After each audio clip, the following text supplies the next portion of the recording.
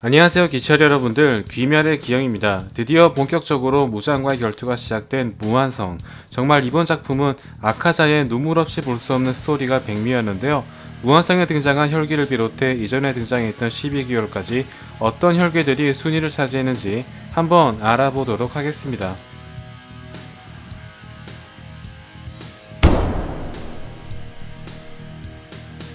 하연 6위였지만 한계로 인해 자격을 박탈당한 쿄우카이입니다. 스사마루와 야하바보다는 확실히 강력하지만 탄지로 일행을 고전시켰던 루이의 수화보다는 다소 낮은 것으로 보이는데요. 장구를 치면 집 내부가 바뀌는 정도이지만 상현이 나키메의 무한성에 비한다면 본체가 직접 나와 싸우는 방식으로 대놓고 하위 호환이라고 볼 수 있으며 패턴을 파악한 탄지로에게 결국 목이 잘리고 말았습니다. 아마 하연을 계속 유지했더라면 좀 더 강력하게 몰아붙일 수 있었겠죠. 하연 1, 2에 버금가는 능력을 지닌 루이입니다. 나타구모산 전투의 최종 보스이자 최초로 등장한 12귀열이었습니다. 루이의 거미줄은 탄지로의 일륜도를 베어버렸으며 대놓고 목을 내주며 여유를 부리는가 하면 탄지로와 네즈코의 협공에 스스로 목을 베어 공격을 피하는 충격과 공포를 선사했습니다. 다만 주와는 확연히 차이가 나는 것이 기위의 칼날에 한 방에 목이 날아가는 등 확실히 상현과의 격차는 매우 크다는 것을 증명한 혈기였습니다. 무한열차의 중간 보스 엠무입니다. 당시 열차에 탑승한 모든 승객을 잠재울 정도로 압도적인 스케일을 보여주었지만 의지가 강한 쿄지로와 탄지로를 비롯해 가면을 쓴 이노스케와 상성은 최악이었으며 오히려 제니츠는 버프를 받아 버리는 등 대진 운이 극도로 안 좋았던 상황이었습니다.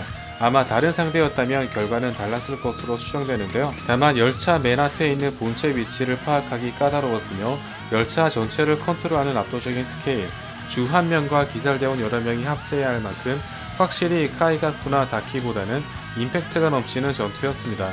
당시 귀살대원들을 상대하기 위해 무잔의 피를 많이 받았던 만큼 루이와는 격차가 있었을 것으로 보입니다. 귀살되었지만 혈기가 된 카이가쿠입니다. 상현 6으로 승격했으며 모든 번개 호흡을 쓸 수 있는 상태이지만 번개 호흡 1형밖에 사용하지 못하는 제니츠와 호각을 다투다 그만 제니츠가 자체적으로 개발한 7형에 목이 잘리며 사망하고 말았는데요. 자질 자체는 제니츠보다 훨씬 뛰어난 편으로서 인간일 당시 제니츠가 벽을 느낄 정도로 수련을 게을리하지 않았지만 제니츠와 자신을 동급 취급하는 스승으로 인해 제니츠를 너무 얕잡아 보기만 하는 등 이러한 증오 자체가 전투에도 큰 영향을 끼쳤다고 볼 수 있습니다. 전반적으로 너무 안일하게 전투에 임했던 도우마와 사망 패턴이 비슷한 사례라고 볼 수 있는데요. 다만 제니츠 역시 치량을 사용하고 탈진했을 정도로 호각이었기 때문에 카이가쿠가 조금만 더 집중했더라면 어땠을까 하는 아쉬움이 남습니다. 전반적으로 두 명의 목을 잘라야 했던 다키와 규타로보다는 토벌 조건이 쉽다는 점으로 인해 낮은 순위를 차지했습니다. 최초로 사망한 상현, 다키와 규타로입니다. 사실 다키의 경우 네즈코 한 명에게 제압당할 정도로 상현이라고 보기엔 애매한 전투력을 지니고 있는 편이지만 탄지로가 히노카미카구라를 터득한 뒤에서야 상대가 가능했을 정도이며 제니츠와 이노스케가 합심해야 목을 벨 수 있을 정도였습니다. 핵심이라고 볼 수 있는 규타로의 전투력은 텐겐이 약보를 완성한 후에서야 상대가 가능할 정도로 막강한 전투력을 지니고 있었는데요. 두 혈귀의 목을 동시에 베야 하는 만큼 토벌 조건이 까다롭긴 하지만 무잔의 평가처럼 목이 4번이나 썰린 다키의 존재가 규타로의 전투력에 발목을 잡는 꼴이었습니다. 다만 주 한 명과 기살대 3명이 붙어야 겨우 토벌이 가능했다는 점이나 탄지로 일행은 치명상을 입고 텐게는 팔과 눈을 잃는 등 앞으로 소개한 쿄코나 한텐구보다 훨씬 처절한 전투를 보여주었습니다. 상당히 허무한 최후를 맞이한 교코입니다. 상현이라기보단 스쳐 지나가는 중간 보스격 이미지가 강한 편이었는데요. 연출상으로 규타로에 비해 약하게 묘사되었을지언정 반점을 발현하지 않은 무이치로를 단숨에 제압하는 등 확실히 상현다운 모습을 보여주었습니다. 텐겐이 반점을 발현하기 전에도 어느 정도 규타로와 전투가 성립했던 것에 비한다면 임팩트는 약했을지언정 확실히 상현다운 능력치라고 볼 수 있는데요. 무이치로 역시 독에 치명상을 입었으며 다채로운 혈기술을 비롯해 비밀 장소였던 도곡마을을 찾아내는 등 굉장한 능력치를 보여주었습니다. 전체적으로 혈기술의 스펙 자체는 좋은 편이지만 이를 활용하는 면이나 전투 스킬적인 면에서 다수를 상대했던 규타로나 기타 상현들에 비해 살짝 아쉬운 편이었습니다.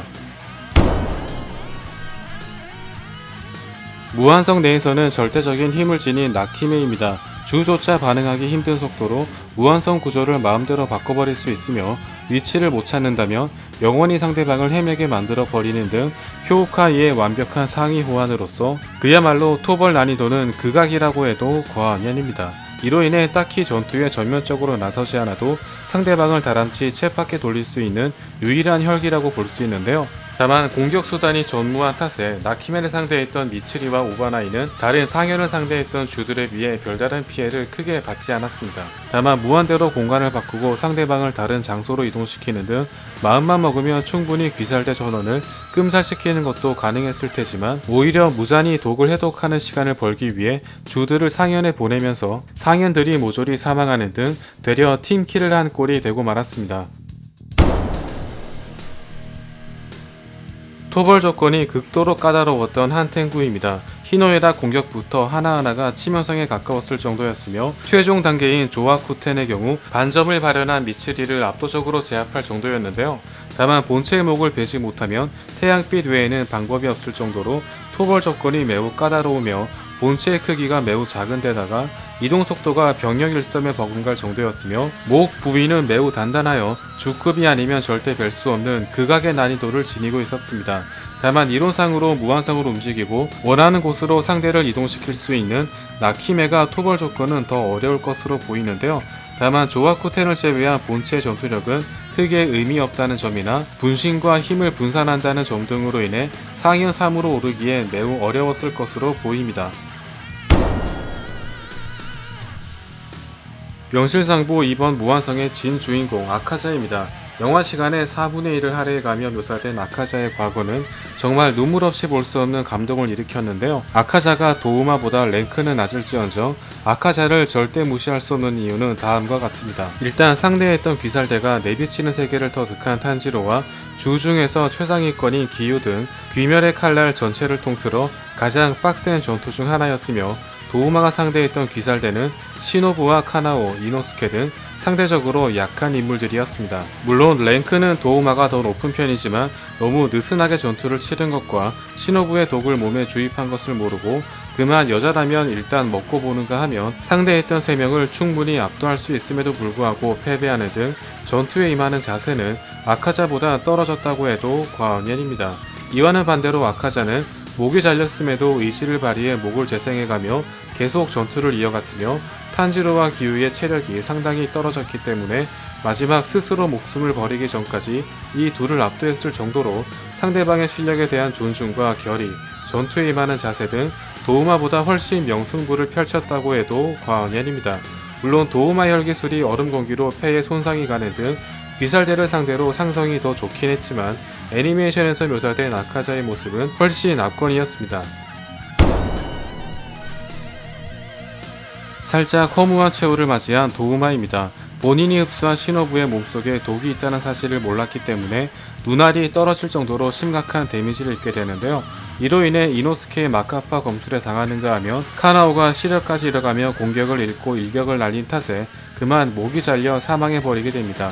다만 기살대와의 상성은 매우 좋은 편으로서 분말 공기로 폐를 괴사시키기 때문에 호흡 사용이 제한되는 등 그야말로 극 카운터라고 해도 과언이 아니며 강해지려는 의욕으로 인해 12개월 최상위까지 올라온 아카자에 비해 딱히 그럴 의욕이 없었음에도 불구하고 영양가 많은 여자를 먹었다는 이유만으로 이 정도 위치까지 올라온 걸 생각해 본다면 상당한 재능까지 겸비하고 있다고 볼 수 있습니다. 죽어가는 와중에도 엄청난 크기의 보살을 소환하거나 치사량의 700배가 넘는 독을 주입했음에도 끝까지 버틴 점, 엄청난 재생 능력 등 조금만 전투를 진지하게 임했더라면 좋았을 뻔했던 굉장히 아쉬운 혈기였습니다. 아카자가 사망해버리자 분노를 참지 못한 채 칼을 휘두른 상현 1 코쿠시부입니다. 다른 상현들과 비교도 안 될 만큼 막강한 전투력을 지니고 있으며 검이 움직이는 게 보이지 않을 뿐더러 혈기술과 초재생 능력, 교매의 철퇴를 버틸 정도로 단단한 신체, 내비치는 세계까지 터득하고 있는 등 1대1 대결에서 코쿠시보를 상대할 자는 요리이치를 제외하면 거의 없다고 해도 과언이 아닙니다. 상대했던 귀살대 역시 300년 만에 가장 강력하다는 평가를 받은 교메이를 비롯해 단독으로 상위권 5를 쓰러뜨리고 내비치는 세계를 터득한 무이치로, 최상위권이라 평가받는 사네미와 게냐 등 아카자보다 훨씬 치열한 대전 상대를 만났지만 교메이만 어느 정도 대전이 성립되었을 뿐 무이치로와 사네미는 연습 상대마저도 되지 못했습니다. 사네미의 혁도에 잘린 머리까지 재생했지만 끔찍한 괴물로 각성한 자신을 보고 아카자와 마찬가지로 스스로 죽음을 택한 케이스였는데요. 무한성 2편이 나온다면 가장 극적인 연출을 보여줄 것으로 보입니다. 독을 해독하느라 분량이 증발한 무잔입니다. 절대 사망하지 않는 극강의 체력과 함께 잘린 부위가 0.1초 만에 붙어버리는 엄청난 재생 능력, 세포가 노화되고 있음에도 모든 상인들을 압도할 정도이며 탄지로가 내비치는 세계를 보지 못할 정도로 빠른 공격 속도 등 요이리치를 제외한다면 상대할 자가 없는 극강의 능력을 지니고 있습니다. 또한 5개의 뇌와 7개의 심장이 실시간으로 움직이기 때문에 극악의 토벌 조건을 지니고 있으며 엄청난 촉수를 이용해 주드를 보존시키는 등 태양빛을 제외하면 거의 약점이 없는 최종 보스다운 전투력을 보여주었습니다. 다만 주들의 피나는 혈투 끝에 결국 햇빛에 타 죽으며 최후를 맞이했으며 탄지로마저 혈기로 만들었지만 역시나 실패로 돌아가는데요. 무한성 마지막 편이 개봉된다면 가장 치열한 전투가 될 것이라고 해도 과언이 아닙니다. 이번 무한성에서 엄청난 활약을 보여준 타마요입니다. 직접 만든 도구로 무잔을 중독시켜 장시간 봉인 상태로 만들었으며 시노부의 몸속에 맹독을 주입시켜 도우마가 패배하게 된 가장 큰 원인을 제공하는 등 분량은 적었을지언정 최상위권 혈기들을 처리하는데 가장 큰 서포트 역할을 했던 1등 공신이라고 해도 과언이 아닙니다. 지금까지 귀멸의 칼날 혈기들이었습니다. 무한열차에 이어 무한성에서 또 한 번 전율을 일으킨 아카자가 정말 인상 깊은 순간이었는데요. 앞으로 개봉될 무한성 후속편 역시 기대해 보겠습니다. 다음 시간에도 재미있는 리뷰로 돌아오겠습니다. 감사합니다.